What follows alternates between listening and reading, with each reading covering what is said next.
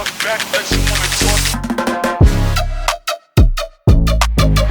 guys, welcome to Zone 14 Football. இன்னைக்கு நம்ம champions league semifinal first லெகோட ரிவ்யூ பார்க்க போகிறோம். என்ன ஒரு அற்புதமான மேட்ச். அப்பா, உங்களுக்கு ரெண்டு டைப் ஆஃப் ஃபுட்பாலும் காமிச்சாங்க இன்னைக்கு. ஸோ பயன் பிஎஸ்சியில் வந்து அந்த ஃபுல் அட்டாக்கிங் ஃபுட்பால் காமிச்சாங்க. அண்ட் அத்லட்டிகோ வர்சஸ் ஆர்சனலில் டிஃபென்ஸ் எப்படி பண்ணணும்னு காமிச்சாங்க. எப்படி கோல் நிறையா விடாமல் எப்படி ரெண்டு டீமும் மேட்ச்சில் இருக்கணும் ஈஸியாக ஸ்டேபிளானு காமிச்சாங்க. ஸோ ரெண்டுமே வந்து very different styles of football. ரெண்டுமே வந்து கண்டிப்பாக நான் வந்து அட்ராக்டிவ்னு தான் சொல்லுவேன். பிகாஸ் டிஃபென்ஸ் இல்லாமல் ஃபுட்பால் கிடையாது, அட்டாக் இல்லாமல் ஃபுட்பால் கிடையாது. பட் என்டர்டெயின்மெண்ட்னு பார்த்தோன்னா கோல்ஸ் தான் எப்போதுமே. பட் இன்னைக்கு மேட்ச் வந்து ஆர்சனல் அத்லட்டிகோவில் அது பெருசாக வரல. நீ என்ன நினச்ச உங்கள் மேட்சை பற்றி? ஆக்சுவலி இது எதிர்பார்த்த மேட்ச் தான். அதாவது ஹை ஸ்கோரிங்காக இருக்க போகிறது இல்லை, கேஜியாக தான் இருக்க போகுது. யார் அந்த 1 கோல் அடிக்க போகிறா, அந்த மாதிரி டைட்டாக போக போகுது. ஆக்சுவலி ஆர்சனலுக்கு பெட்டர் ரிசல்ட் தான். ஏன்னா அவே ஃப்ரம் ஹோம் மெட்ரோபாலிட்டன் போனேன்னா ஒரு ட்ரா போட்டு வர்றது, எனக்கு டெஃபிசிட் இல்லாமல் வர்றதே எனக்கு தெரிஞ்சு பெட்டர் ரிசல்ட். ஸோ எமிரேட்ஸில் பார்ப்போம் அது என்ன நடக்குது. நீ ஃபஸ்ட் தான் ஆட முடியும், மெயின் மேட்ச் ஆட முடியும். டெஃபினெட்லி கண்டிப்பா. எஸ், பிஎஸ்ஜி வர்சஸ் பயன் என்ன கேம்ல அடி 5-4 அடிச்சு செதைச்சிட்டாங்க. ஃபுல்லாவே ரெண்டு world class best front threes இந்த வேர்ல்டு ஃபேஸ் பண்ணால் என்ன நடக்கும்ன்றதை காமிச்சாங்க. ஏன்னா இந்த மேட்ச்சில் நீங்கள் பார்த்தீங்கன்னா வந்து நீங்கள் டிஃபென்ஸ் சரியாக பண்ணலன்னு சொல்ல முடியாது, இவங்க அட்டாக்கு வேறு லெவலில் பண்ணாங்க அப்படி தான் சொல்ல முடியும். பிகாஸ் நீங்கள் பார்த்தீங்கன்னா வந்து பிஎஸ்ஜி கீப்பர் சஃபனோவெலாம் வேறு லெவலில் பண்ணார். அண்ட் அந்த சைடும் பயனும் பெருசாலாம் மிஸ்டேக்ஸ்லாம் பண்ணல. ஸோ இன்னைக்கு வந்து இவ்வளோ கோல்ஸ் வந்ததுக்கு ஒரே காரணம் அந்த அட்டாக்கர்ஸ் மட்டும்தான். ஸோ பயன் சைடில் கேனு, ஒலிசே, லூயிஸ் டியாஸ் எல்லாம் கோல் அடித்தாங்க. அந்த சைடு அவங்க பிஎஸ்ஜி ஸ்டார் பிளேயர்ஸ் டெம்பேலே ஒரு டபுள், குவாரட்ஸ்கெலியா ஒரு டபுள் போட்டு செதைச்சிட்டாங்க. ஸோ இதில் மட்டுமே இந்த ரெண்டு டீமில் மட்டுமே வந்து குவாரட்ஸ்கெலியா, ஹாரி கேனை நம்ம எடுத்தோம்னா 15 கோல்ஸ் அண்ட் அசிஸ்ட் போட்டு வச்சிருக்காங்க இந்த ஒரு கேம்பெயினில் மட்டும். ஸோ ரெண்டு பேருமே வந்து பயங்கரமாக ஃபயர் பண்ணுறாங்க. ஸோ மேட்சுக்கு முன்னாடியே நமக்கு தெரியும் கோல்ஸ் யார் அதிகமாக அடிக்கிறாங்களோ அவங்க தான் வின் பண்ணுவாங்கன்னு. பட் பிஎஸ்ஜி ஆல்மோஸ்ட் ஒரு கட்டத்தில் வந்து மேட்சை எடுத்துட்டு ஓடி போயிட்டாங்க 5-2ன்னு. பட் அதுக்கப்புறம் வந்து காமிச்சாங்க அப்படியே பயனை. வின்சென்ட் காம்பனி வந்து உள்ளுக்குள்ள உட்காந்து ஒரு மாதிரி அப்படியே உம்முன்னு பார்த்துட்டு இருந்தான். என்னடா முடிஞ்சா பயனுக்குன்னு நினைச்சா கிடையாது. சரியான ஒரு கம்பேக், ஒரு 2 கோல் அடிச்சு 4-5 அப்படியே அந்த டையை முடிச்சு செகண்ட் லெக் அலைன்ஸ் அரேனா ஜெர்மனியில் என்ன வேணாலும் நடக்கலான்ற ஒரு சிச்சுவேஷன்ல வச்சிருக்காங்க. ஸோ எப்பா இதை பத்தி பேசணும்னா பேசிட்டே போகலாம். பட் இந்த ஒரு அட்டாக்கிங் கேமை உனக்கு பார்க்கும்போது எப்படி இருந்துச்சு? பிகாஸ் இன்னைக்கு நீ ஒரு டிஃபென்சிவ் கேமை பார்த்தா, பட் ரெண்டுத்தையும் கம்பேர் பண்ணும்போது உனக்கு எப்படி இந்த பயன் கேம் என்ன மாதிரி இருந்தது உனக்கு? நம்ம ஜோசே மோரினோ ஸ்டைலில் சொல்லணும்னா it was a hockey game அப்படின்ற மாதிரி, ஹாக்கி ஸ்கோர்லன்ற மாதிரி ஆடி இருக்காங்க. ஆனால் ஜோக்ஸ் அப்பார்ட் செம கேம். ஆக்சுவலி செம்ம அட்டாக்கிங் இன்டென்ட் ரெண்டு டீமுமே காமிச்சிருந்தாங்க. அதாவது இந்த சைடு ஒரு கோல் வச்சானா ஓகே இந்த டீமுக்கு அட்வான்டேஜ் இருக்க போகுதுன்னு நினச்சா அதுதான் கிடையாது. திருப்பி ஈக்குவலைஸ் பண்ணுறாங்க, திருப்பி உள்ளே வராங்க கேமுக்குள்ளே. அதில் முக்கியமாக ஒரு கட்டத்தில் நீ சொன்ன மாதிரி பிஎஸ்ஜி வந்து 5-2லாம் போனதுக்கப்புறம் அவ்வளோதான் நினச்சோம். திருப்பி பயன் கம்பேக் பண்ணது வந்து லிட்ரலாக அந்த கேமை முடித்த விதம் அவங்களுக்கு தான் மொமெண்டம் வந்து ஷிஃப்ட் ஆகி நெக்ஸ்ட்டு அவங்க ஹோமில் ஆட போகும்போது செம்ம யூஸ்ஃபுல்லாக இருக்கும். ஏன்னா பிஎஸ்ஜி நினச்சிருந்தா இந்த கேமை இங்கேயே முடிச்சிருக்கலாம், ஃபைனல்ஸ் போயிருக்கலாம். பட் அவங்க அந்த சான்ஸை மிஸ் பண்ணிட்டாங்க. லூயிஸ் ஹென்ரிக்கு அழகாக சொல்லியிருப்பான், அதாவது நான் ஒரே மேட்ச்சில் we deserve to lose, we deserve to win, we deserve to draw. அந்த மாதிரி எல்லா டைப் ஆஃப் இதுவுமே நாங்கள் இது பண்ணிட்டோம். அந்த மாதிரியான பர்ஃபார்மன்ஸ் தான் 90 மினிட்ஸ்க்குள்ளே எல்லாமே ஃப்ளேவர்ஃபுல்லாக எல்லாமே பண்ணியாச்சுன்னா. நல்லாவும் ஆடியாச்சு, கம்பேக்கும் கொடுத்தாச்சு, கோலும் விட்டாச்சு. அந்த மாதிரி நல்ல ஒரு, அதாவது கேம் ஆஃப் த டிகேட் ஈஸியாக சொல்லிடலாம். டெஃபினெட்லி நீ சொன்ன மாதிரியே தான் கேம் வந்து பயங்கரமாக ஷிஃப்ட் ஆச்சு. மோஸ்ட்லி ஃபர்ஸ்ட் ஹாஃப்ல பயன் கையில் தான் இருந்தது கேம். 2-2 இருக்க வரையுமே வந்து அவங்க கொஞ்சம் அந்த சைடு தான் போச்சு பிளே. பட் அந்த ஒரு பெனால்ட்டி வெரி கான்ட்ரவர்ஷியல் டிசிஷன். கண்டிப்பாக நீங்கள் ஒரு 100 தடவை ரீப்ளே பார்த்துருப்போம் நம்ம எல்லாருமே. ஃபர்ஸ்ட் டைம் பார்க்கும்போது ஓகேடா பெனால்ட்டி தான், அந்த செகண்ட் டைம் வந்து இல்லைடா பெனால்ட்டி கிடையாது, அப்படியே ரொம்ப கன்ஃபியூசிங்காகவே இருந்தது. பட் கடைசியில் ஒரு டிசிஷனுக்கு நான் வந்துட்டேன், அட்லீஸ்ட் அது பெனால்ட்டி கிடையாது. பிகாஸ் அவன் தையில் பட்டு கையில் படும். அண்ட் ஆல்சோ இன்டென்ஷனல் கிடையாது, கையை வந்து க்ளோஸாக வச்சிருப்பான். திரும்பும் போது நேச்சுரலாக வந்து லைட்டா ஓப்பன் ஆகும். பட் actually கையில பட்டு வந்து பட்டுது. ஸோ அந்த ஒரு டிசிஷன் கொடுத்து அந்த ஒரு பெனால்டி டெம்பேல எடுத்து அந்த ஹாஃப் டைம் வந்து ஒரு ஹைல முடிப்பாங்க பிஎஸ்ஜி. அதே ஹைல வந்து இன்னும் 2 கோல் அடிச்சு அந்த 5-2 லீடு வாங்குவாங்க. ஸோ அந்த பெனால்டி டிசிஷன் இல்லைன்னா கேம் எப்படி போயிருக்கும்னு நான் யோசிச்சு பார்க்குறேன். கண்டிப்பா நிறைய கோல் வந்திருக்கும். பட் ஒருவேளை பயன் சைடு வந்து லைட்டா ஃபேவர் ஆயிருக்குமான்னு நான் யோசிக்கிறேன். நீ என்ன நினைச்ச அந்த டிசிஷன் பத்தி? ஆக்சுவலி இந்த 2 செமிஃபைனல்ஸ்லையுமே 2 டிசிஷன்ஸ் வந்து லிட்ரலாக சிமிலர் டைப் ஆஃப் டிசிஷன்ஸு. ரெண்டுமே நீ பார்த்தனா இன்னொரு பாடி பார்ட்லேயும் ரிஃப்ளெக்ட் ஆகி அவங்க ஹேண்ட்ஸில் பட்டிருக்கும். So as per the footballing law அது மாதிரி ஆச்சுன்னா டிஃப்ளெக்ட் ஆகி ஹேண்ட்ஸில் பட்டுச்சுன்னா டெஃபினட்டாக அது not a intentional play and penalty கிடையாது, ஹேண்ட்பால் கிடையாதுன்றது ரூலில் இருக்குது. பட் யூசிஎல் ரெஃப்ரீஸ் அதை என்ன பார்க்குறாங்களா இல்லையான்னு தெரில. ஏன்னா போன மேட்ச் வீக் தான் நம்ம சொல்லியிருப்போம், பார்சலோனா கேம் இருக்கட்டும், ரியல் மேட்ரிட் கேமாக இருக்கட்டும், எல்லா கேம்லையும் நடந்த வந்து ரெஃப்ரீஸ் கரெக்டாக கொடுக்காத டிசிஷன்ஸ்லாம் நம்ம பேசியிருப்போம். பட் இந்த டிசிஷனில் அல்ஃபான்சோ டேவிஸ் பண்ணும்போது நான் ஃபஸ்ட் டைம் பார்க்கும்போது உனக்கு பெனால்ட்டி மாதிரி தெரியல, எனக்கு பெனால்ட்டியாக தெரிஞ்சுது. பட் ஆஃப்டர் அவன் தைலேருந்து டிஃப்ளெக்ட் ஆனிச்சுன்னும் போது டெஃபினட்டாக அது பெனால்ட்டி கிடையாது. அதே தான் பென் ஒயிட்டுக்கும் நடந்தது. அவன் வந்து ஷின்லேருந்து டிஃப்ளெக்ட் ஆகி தான் ஹேண்ட்ஸில் பட்டுது. ஸோ அதையும் பெனால்ட்டி கொடுத்துட்டாங்க. ஸோ கண்டிப்பாக இது 2 டிசிஷன் வந்து நீங்கள் தான் ரூல் எழுதுறீங்க, லா எழுதுறீங்க. அப்போ இது இருக்கா, யூசிஎலுக்கு வேறு ரூல்ஸா இல்லை இதுக்கு எனக்கு புரியல. அது கண்டிப்பாக நீங்களுமே கமெண்ட் செக்ஷனில் போடுங்க, நீங்கள் என்ன ஃபீல் பண்ணீங்க அந்த 2 பெனால்ட்டிஸ்க்கு? நம்ம வந்து பேசின மாதிரி தான் பிஎல்ல பார்த்துருக்கோம், யூசிஎல்ல பார்த்துருக்கோம். எப்போதுமே இந்த அண்டர் டாக் டீம் அட்லீஸ்ட் அந்த ட்ரெயிலிங் டீமுக்கு தான் இந்த மாதிரி சப்போர்ட்டிங் டிசிஷன்ஸ் கொடுக்குறாங்க. எப்போதுமே பார்த்தோன்னா ஆர்சனல் தான் வந்து அத்லெட்டிக்கோட பெட்டர் ஃபேவரட்ஸ் டு வின்னர். ஸோ உங்களுக்கு அகேன்ஸ்டாக ஒரு டிசிஷன் கொடுத்துட்டாங்க. பயன் வந்து என்னதான் 2-2 ஈக்குவலாக கேம் இருந்தாலும் அவங்க சைடு தான் மொமெண்டம் இருந்தது. ப்ளஸ் அவே வேற ஆடுறாங்க. ஸோ அங்கேயே வந்து கொஞ்சம் சாலிடாக விளையாடும் போது அவங்களுக்கு அகேன்ஸ்டாக ஒரு டிசிஷன் கொடுத்துட்டா கொஞ்சம் மேட்ச் இன்ட்ரெஸ்டிங்காக இருக்கும்ல, டை இன்ட்ரெஸ்டிங்காக இருக்கும்னு பண்ணுறாங்க. கேவலமாக இருக்குது கண்டிப்பாக. வந்து அதுவும் ரெஃப்ரியே டைரக்டா தப்பா டிசிஷன் கொடுத்தா ஒரு விஷயம், ஓகேயா, ரெஃப்ரி கரெக்டா சொல்லிடுறான். இவனுங்க விஏஆர்ல பார்த்து அவ்வளோ கேமரால அவ்வளோ ரீப்ளே பார்த்து க்ளோஸ் அப் அந்த சைடு ஜூம் என்ன எல்லாமே பண்ணி தப்பா கொடுக்குறாங்க. அதான் எனக்கு புரிய மாட்டேங்குது. எதுக்குடா இந்த விஏஆர் வச்சதே வந்து கரப்ஷனுக்காக தானா அந்த மாதிரி ஒரு எழுப்புது. பட் அதெல்லாம் தாண்டி இந்த கேம் வந்து அதுவும் இந்த லூயிஸ் டியாஸ் கோலு, அப்பா ஹாரி கேன் டெஃபினெட்லி இந்த கேம் வந்து எல்லாமே பண்ணான். 2 கோலு, ஒரு அசிஸ்ட். அந்த அசிஸ்ட்லாம் வந்து என்ன ஒரு பால். அப்புறம் டியாஸ் வந்து செம டேக்கு கட் பண்ணி சொருகிட்டாங்க. ஸோ எப்பா முடியல. ஒலிசேவும் சரியான கோலு, குவாரட்ஸ்கேலியாலாம் வந்து போட்டு நீ அதான் போட்டு நீ பயனை சொல்லிட்டு இருந்தியா, எனக்கு அதான் வந்தது, கை துடிச்சுட்டே இருந்தது பிஎஸ்ஜி பத்தி பேசணும்னு. நீயே வந்துட்ட. குவாரட்ஸ்கேலியா சரியான பெர்ஃபார்மன்ஸ், ஓஸ்மான் டெம்பேலே சரியான பெர்ஃபார்மன்ஸ். அதாவது 2 பேரும் பேய் மாதிரி ஆடினாங்க. அதுவும் குவாரட்ஸ்கேலியா லிட்ரலாக அந்த கேமில் அது வரைக்கும் அவங்க பெருசாக எதுவும் பண்ணாமல் இருந்தாங்க. அவன் 1 மேன் ஷோ காட்டினான். அந்த சைட்லேருந்து விங்லேருந்து ஒரு கட் பண்ணி ஒரு ஷாட் அடிப்பான், சரியான கோல். அதுலேருந்து உள்ளே வந்தாங்க ஓஸ்மான் டெம்பேலே. அதுக்கப்புறம் உள்ளே வந்து நிறைய ஷாட்ஸ் அடிச்சு அந்த ப்ரெஸ்ஸிங் காட்டுறாங்களே எப்பா. பிஎஸ்ஜி ப்ரெஸ்ஸிங்னாலே ஒரு தனி ஸ்டைலு, ஓகே. அவங்க வந்து லிட்ரலாக அந்த கிளாப்போட கேகன் ப்ரெஸ்ஸிங்க்கு அப்புறம் இவங்க ப்ரெஸ்ஸிங் ரொம்பவே டேஞ்சரஸாக இருக்கும். அண்ட் அவன் சொல்லியிருப்பான் அந்த மேட்ச் முடிச்சுட்டு, ஓஸ்மான் டெம்பேலே இந்த மாதிரி இவ்வளோ ப்ரெஸ் பண்ணுறீங்களேன்னு மைக்கா கேட்பான், என்னடா சாப்பிட்றேன்ற மாதிரி. இந்த மாதிரி ப்ரெஸ் பண்ணலன்னா லூயிஸ் ஹென்ரிக்கே அந்த பெஞ்சில் போட்டுருவான். அந்த மாதிரி அவன் டிமாண்ட் அந்த மாதிரி இருக்குது லூயிஸ் ஹென்ரிக். ஏன்னா அவன் ஸ்டைல் ஆஃப் ஃபுட்பால்லே ப்ரெஸ்ஸிங் ரொம்ப ரொம்ப இம்பார்ட்டன்ட். அதுவும் நீ கான்ஸ்டண்ட்டாக ப்ரெஸ் பண்ணோம் கேமில் ஃபர்ஸ்ட் மினிட்லேருந்து லாஸ்ட் மினிட் வரைக்கும். ஸோ கண்டிப்பாக salute to both of the players. வேற லெவல். அதான் இவனுங்க 2 பேர் இப்படி ஆடுறானுங்க, ஓகே சரி கேமு முடிய போகுதுடா, சப்ஸ்டியூட் பண்ணலாம். மயூலுலாம் இறக்குனாங்க. மயூலு வந்து ஒரு மொரட்டு ஷாட் அடிக்கிறான் போஸ்ட்ல. ஸோ எவனை போட்டாலும் வந்து செய்கிறாங்க. பார்கோலா வேற பெஞ்ச்லேருந்து வந்தான். அப்புறம் இந்த மேட்ச்ல ஹக்கீமி இன்ஜுரி ஆயிடுச்சு. ஸோ நெக்ஸ்ட் லெக்ல வந்து விளையாட மாட்டான்னு சொல்றாங்க. ஒரு ஹாம்ஸ்டிங் டேர் மாதிரி தெரியுது. ஹாம்ஸ்டிங் டேர்னா இப்போ மொரோக்கோல வேர்ல்டு கப் விளையாடுறதுக்கே இப்போ பிரச்சனை ஆயிரும். ஸோ அது மாதிரி ஹக்கீமி எனக்கு பிடிக்கும், ஆனா மொராக்கோ பிடிக்காது. So bye bye. கண்டிப்பா ரொம்ப நல்லது. பட் பிஎஸ்சிக்கு ஒரு பெரிய அடி. பிகாஸ் நெக்ஸ்ட் வீக்கே விளையாடணும். அப்போ கண்டிப்பா விளையாட மாட்டான் அவன். அண்ட் ஆல்சோ அந்த சைடு வந்து நீ பார்த்தனு வைங்க, நூனோ மெண்டஸ்லாம் லாஸ்ட் ஃபியூ இயர்ஸ் வந்து அன்ஸ்டாப்பபிளா இருந்தான்.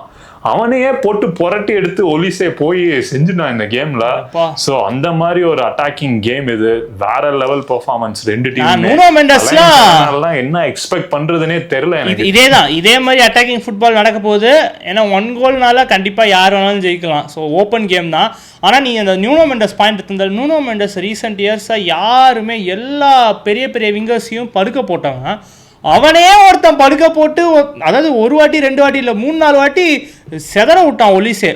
எனக்கு தெரிஞ்சு நியூனோ மெண்டஸ் தென்னை நான் ரொம்ப நாள் கழிச்சு இப்போ தான் பார்க்குறேனே, ரொம்ப வேறு லெவல் பர்ஃபார்மன்ஸ் ஒலிசே. பட் ஆனால் அதான் சொல்கிறேனே, பிஎஸ்ஜி வந்து அந்த பாசிட்டிவ்ஸ் 5-2ன்னு போன பாசிட்டிவ்ஸை என்ன கேட்டேன்னா மிஸ் பண்ணிட்டாங்கன்னு சொல்லுவாங்க. லிட்டரலாக 3 கோல் அட்வான்டேஜ்ன்றது நீ அடுத்த டைக்கு உள்ளே போயிட்டு நினைக்கிறேன். எவ்வளோ அட்டாக்கிங்காக இருந்தாலும் 3 கோல் டெஃபிசிட்லாம் பிஎஸ்ஜி மாதிரி டீமெல்லாம் நீ வந்து பிரேக் பண்ணுறது ரொம்பவே கஷ்டம்.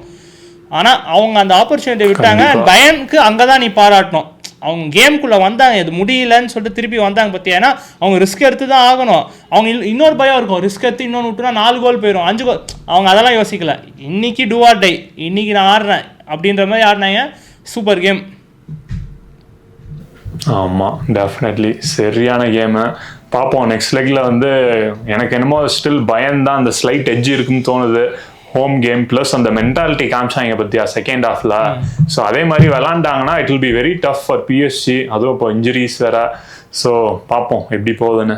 எஸ், எனக்குமே அதாவது இன்னுமே ஓப்பன் கேம் தான். பிஎஸ்ஜின்னு ஜெயிக்கலாம், பயனும் ஜெயிக்கலாம். பட் பயன் ஹோம்ன்றனால 1 கோல் லீடை, அதாவது அந்த கேம் முடிஞ்ச விதம், அந்த மொமெண்டம் ஷிஃப்ட் ஆனதை வச்சு திருப்பி நம்ம நீ சொன்ன மாதிரி தான் நூலளவில் பயன் உள்ளே போகிறாங்கன்னு தான் எனக்கு ஃபீல் ஆகுது. பட் அதையும் தாண்டி பிஎஸ்ஜி உள்ளே போனாங்கன்னா அமங் ஆல் ஆட்ஸ் எல்லாரையும் இது பண்ணி அவங்க ஒரு ஹிஸ்ட்ரியை உருவாக்கிடுவாங்கன்றேன். ஸோ பார்ப்போம், அது என்ன நெக்ஸ்ட் வீக் தான் தெரியும். ஓகே, அடுத்த கேமுக்கு போவோம். Next game Arsenal versus Atletico Madrid மெட்ரோபொலிட்டானில் நடந்தது. நம்ம எதிர்பார்த்த மாதிரியே ரொம்ப கேஜியாக செம டிஃபென்சிவ் அஃபேர், 1-1 ட்ரா.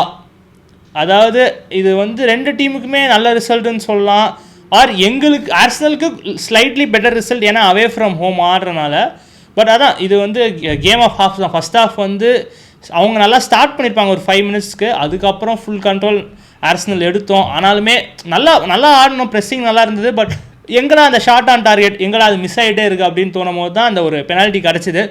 யோக்கரஸ் கிடச்சிது, நல்லா வின் பண்ணியிருப்பான். அண்ட் அதை வின் பண்ணி அவனே நல்லா பவராக அடிச்சிருப்பான் 1-0.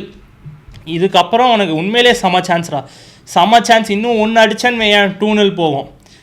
கேம் முடிஞ்சது. இந்த டை வந்து பிஎஸ்ஜி பயன் டை மாதிரி கிடையாது, ஒரு கோலுமே கவுண்ட்ஸு. ஸோ அந்த ஒரு ஆப்பர்ச்சுனிட்டி மிஸ் ஆயிடுச்சு. அண்ட் ஃபஸ்ட் ஹாஃப் டைமில் என்ன பெப்டாக் கொடுத்தான்னு தெரில சிமியோனே. செகண்ட் ஹாஃப் ஸ்டார்டிங்லேருந்து சூப்பராக விளாண்டாங்க. பட் அந்த கான்ட்ரவர்ஷியல் பெனால்ட்டி டெசிஷன், அது பெனால்ட்டியா? ஏன்னா நீ வெறும்னே பார்த்தனா பென் ஒயிட் கை வந்து தள்ளி இருக்குது, பெனால்ட்டி ஹேண்ட்ஸ்ன்னு சொல்லிடுவேன். பட் ஷின்லேருந்து டிஃப்ளெக்ட் ஆகி வருது. நம்ம இப்போ தான் சொன்னோம், as per the footballing rule deflect ஆகி இன்னொரு பாடி பார்ட்லேருந்து டிஃப்ளெக்ட் ஆகி வந்துச்சுன்னா it's not a handball and it's not a penalty. So அப்படி இருக்கும் போது எப்படி விஏஆர் பார்த்துமே வந்து கொடுக்குறாங்கன்னு எனக்கு சத்தியமாக புரியல. அது ரொம்ப இன்கன்சிஸ்டண்ட்டாக போயிட்டுருக்கு, அது மாதிரி தான் போயிட்டுருக்குன்னு வச்சுக்கோயேன். பட் அந்த ஒரு ஜூலியன் அல்வாரஸ் புல்லட் கோலுக்கு அப்புறம் செம டாமினேஷன், அத்லெட்டிகோ மொரட்டு டாமினேஷனை போட்டாங்க. நிறையா கிரீஸ்மன் சான்ஸு, லுக்மன் சான்ஸு, லிட்ரலாக ஒரு பயத்தை காமிச்சாங்க. பட் ஆனால் அதுக்கப்புறம் கொஞ்சம் அந்த புயல் அமைதியாகும்னு அந்த மாதிரி அமைதி ஆயிடுச்சு. 75 மினிட்ஸ்க்கு அப்புறம் திருப்பி நாங்கள் கண்ட்ரோல் எடுத்தோம். அப்புறம் உனக்கே தெரியும் இன்னொரு கான்ட்ரவர்ஷியல் பெனால்ட்டி டிசிஷன் கொடுத்துருப்பாங்க. பட் அங்கே தான் விஏஆர் உருப்படியாக வேலை பார்த்தாங்கடா. அது லிட்ரலாக அது பெனால்ட்டி, எனக்கே தெரிஞ்சது பெனால்ட்டி கிடையாதுன்னு பார்த்து பெனால்ட்டி இல்லைன்னாங்க. ஸோ லிட்ரலாக விஏஆர் அப்போ மட்டும்தான் ஒழுங்கான டிசிஷனே கொடுத்தாங்க இந்த 2 இதுலேயும் சேர்த்து. கண்டிப்பா நம்ம வந்து வால்ட்ரீட் வார்சலோனான்னு சொல்ற மாதிரி லெட்டிகோன்னு சொல்லிடலாம். அத்லெட்டிகோக்கு ஒவ்வொரு கேம் ஒவ்வொரு லெக்லையும் அவங்களுக்கு ஃபேவரபிளா ஒரு டிசிஷன் வருது. ஸோ டெஃபினெட்லி இதே மாதிரி கண்டினியூ ஆச்சுன்னு ஏன் கண்டிப்பா very bad. Because semis finals அந்த ஸ்டேஜ் வந்துருச்சு இப்போ யூசிஎல்ல. இந்த மாதிரி பிக் ஸ்டேஜஸ்ல வேர்ல்ட்ஸ் பெஸ்ட் காம்படிஷன்ஸில் வந்து இந்த மாதிரி பேட் ரெஃபரிங் பண்ணாங்கன்னா ஃபுட்பாலுக்கு தான் ஒரு அசிங்கம். ஸோ அதுவும் ஒரு வேர்ல்டு கப் வருது, அதுக்கு முன்னாடி இந்த மாதிரிலாம் பண்ணிட்டு இருக்காங்க. பெரிய கேம்ஸு, பெரிய டீம்ஸு, ஹை ஸ்டேக்ஸு, ஒவ்வொரு கோலுமே முக்கியமான இருக்குன்ற நிலமையில வந்து இது மாதிரி டெஃபினட்டாக பண்ணக்கூடாது.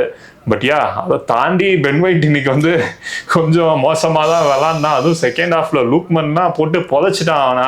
அந்த சான்ஸை வந்து அடிச்சிருந்தாங்கன்னா ஒரு 1 கோல் லீட் 2-1 முடிச்சிருப்பாங்க அத்லட்டிக்கா. பட் நேராக ராயாட்ட அடிச்சிருவான். ராயா வந்து சாலிடா அவன் கிரவுண்ட்ல ஸ்டாண்ட் பண்ணி சேவ் பண்ணிட்டான். பென் ஒயிட் அதுக்கப்புறமே வந்து உங்களுக்கு தான் ஃபுல்லா இருந்தது கேம். பென் ஒயிட்ல எப்படி அர்டேட்டா எனக்கு ஃபுல் டைம், அதாவது ஓடேகார்டு வேணாலும் முன்னாடியே சப்ஸ்டியூட் பண்றான். பென் ஒயிட்டை 80 மினிட்ஸ் வரையும் ஆட வைக்கிறான்டா. அவன் வந்து சண்டே லீக் பிளேயர் மாதிரி ஆடிட்டு இருக்கான். ஏன்டா அங்கே செமிஃபைனல்ஸ், UCL செமிஃபைனல்ஸ் நடந்துட்டு இருக்கு, அவே ஸ்டேடியமில் இருக்கும். ஒரு பால் வருதுன்னா கண்மூடித்தனமாக கிளியர் பண்ணுறதுக்கு அப்படியே எட்டி உதைக்கிறான். லூக்மேன் மட்டும் விழுந்துருந்தான்னு வையன் பெனால்ட்டி வாங்கியிருக்கலாம். ஆனால் அவன் வாங்கலை. அதுக்கப்புறம் அவன் கட் பண்ணி எடுத்து போனான், படுத்துட்டான். அவன் படுத்து காலையாவது விட்டுருக்கலாம்ல. அப்படியே நின்று வேடிக்கை பார்க்குறான். லூக்மேன் ஒழுங்காக அடிக்காதனால கைக்கே அடிச்சிட்டான், இல்லைன்னா அது கோலு. இன்னைக்கு லிட்டரலாக எங்களுக்கு எப்போதுமே இப்போ ரீசெண்ட் டைம்ஸாக வல்னரபிள் சைட் டிம்பர் இன்ஜுரிக்கு அப்புறமே அந்த ரைட் பேக் தான். அதையும் பென் ஒயிட்டுன்னு எனக்கு எப்படி இப்போ குவாரட்ஸ்கேலியா, லூயிஸ் டியாஸ் மாதிரி விங்கர்ஸ்லாம் இருந்தாங்கன்னா பென் ஒயிட்டெல்லாம் காலி பண்ணிடுவாங்க. ஸோ ஒரு பெட்டிஷன் போடுறேன் அர்டேட்டாக்கு, பென் ஒயிட் தவிர வேறு யாரும் ஆட வைங்க. கெலஃபியரி, ஹின்கேப்பியை கூட 2 சைடு கூட ஆட வைங்க. அவங்க okay left footed right back அதெல்லாம் பார்க்காதீங்க தயவு செஞ்சு. நமக்கு அது அந்த சைடு ரொம்ப வல்னரபுளாக இருக்குது. அது என்னன்னு கொஞ்சம் பார்த்து அர்டேட்டாலே மாஸ்கேரா ஆட வச்சா அவனும் லைட்டாக விட்றான். பட் ஆனால் அட்லீஸ்ட் அவன்கிட்ட ஒரு அந்த இன்டென்ட் இருக்குது, பென் ஒயிட் இல்லை. டெஃபினெட்லி அட்லீஸ்ட் மாஸ்கேரா டிஃபென்சிவ்லி சாலிடாக இருப்பான். அவனே வந்து ஒரு நல்ல ஷாட்லாம் அடிப்பான் கடைசியில். அன்ஃபார்ச்சுனேட்லி நேராக அடிச்சிட்டான். பட் ஸ்டில் ஒரு நல்ல இன்ட்ரடக்ஷன். பட் நீ சொன்ன மாதிரி உங்களுக்கு இப்போ கரண்ட்லி வந்து எபெரிச்சே எஸ்ஏ தான் வந்து சரியான ஃபார்மில் இருக்கான்.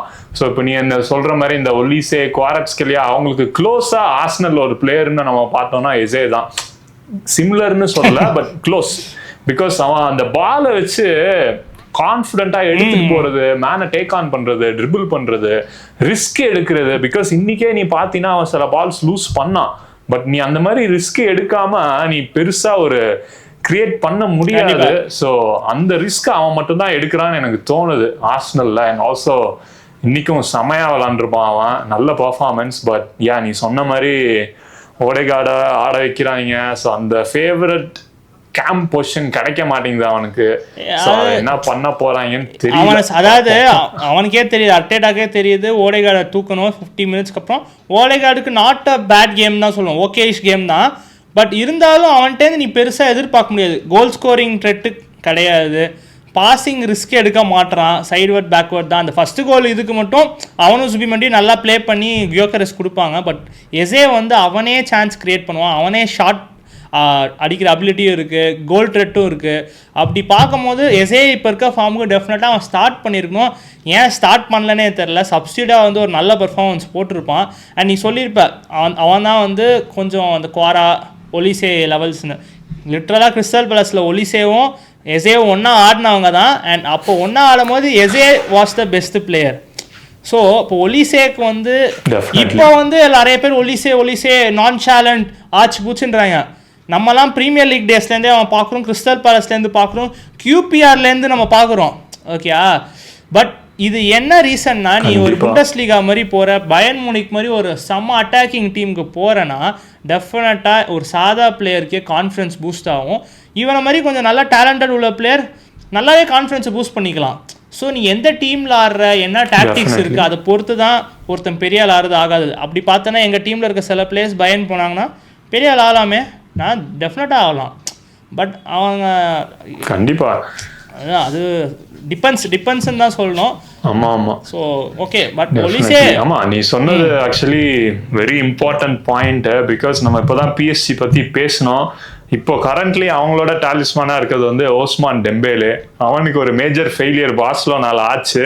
பட் அங்கே எப்படி ஒரு பெரிய டீமில் ஃபெயில் ஆகி இன்னொரு லீக்கு போய் அதே பெரிய டீமில் சக்சீட் ஆகிறான். அண்ட் அதே PSG டீமில் தான் கிலியன் எம்பாப்பே இருந்தான். ஸோ ஒரு கட்டத்துலலாம் அவங்க வந்து நேமார், மெஸ்ஸி, எம்பாப்பேன்னு வச்சுருந்தாங்க. அப்பயும் எதுவும் பண்ண முடியல. ஓகே, நேமார் மெஸ்ஸி போனோன்னா எம்பாப்பே அப்பயும் எதுவும் பண்ண முடியல. பிகாஸ் அந்த செட்டப்புக்கு நீ அந்த மாதிரி அந்த மேனேஜருக்கு அந்த கிளப்புக்கு அந்த ஸ்டைலுக்கு ஏற்ற மாதிரி நீ சூட் ஆகிற மாதிரி பிளேயரை வாங்கி இந்த டெம்பேலே மாதிரி செமையா ஷைன் ஆனா, ஒலிசேவும் அதே மாதிரி அங்க போய் ஒரு அட்டாக்கிங் டீம் போய் ஆடுறதுனால அதான் பெரிய டிஃபரன்ஸ் ஒலிசேக்கும் எசேக்கும். அதை தவிர வேற எதுவும் எனக்கு டிஃபரன்ஸ் தெரியல. பிகாஸ் ஆர்சனல் வந்து ஒரு ஸ்ட்ரக்சர்டான டிஃபென்சிவ் மைண்டட் டீம். அங்க வந்து உனக்கு ஒரு ரைஸ், ஒரு சுபிமெண்டி, ஒரு கேப்ரியல், சலிபா அவங்க எல்லாம் சூப்பர் ஸ்டார்ஸா ஆவாங்க. பட் அட்டாக்கிங் பிளேயர்ஸ்னா நீ ஒரு பயன், ஒரு ரியல் மேட்ரிட், ஒரு பிஎஸ்ஜி அந்த மாதிரி இருந்தாதான் அட்டாக்கிங் பிளேயர்ஸ்க்கு அந்த பேர் கிடைக்கும். கண்டிப்பா கண்டிப்பா. அண்ட் டெஃபினட்டாக இப்போ ரெண்டு கேமுமே வந்து சமாலேவாக இருக்குது. செமிஃபைனல்ஸ்ன்னு சொல்கிற மாதிரி தான் இருக்குது ரெண்டுமே. அதாவது ஒரு சைடில் வந்து ஓவர் அட்டாக்கிங் கேம், ஆனால் கோல் டிஃப்ரென்ஸ் ஒன்று தான். இந்த சைடு 1-1 ஈக்குவலாக போகுது.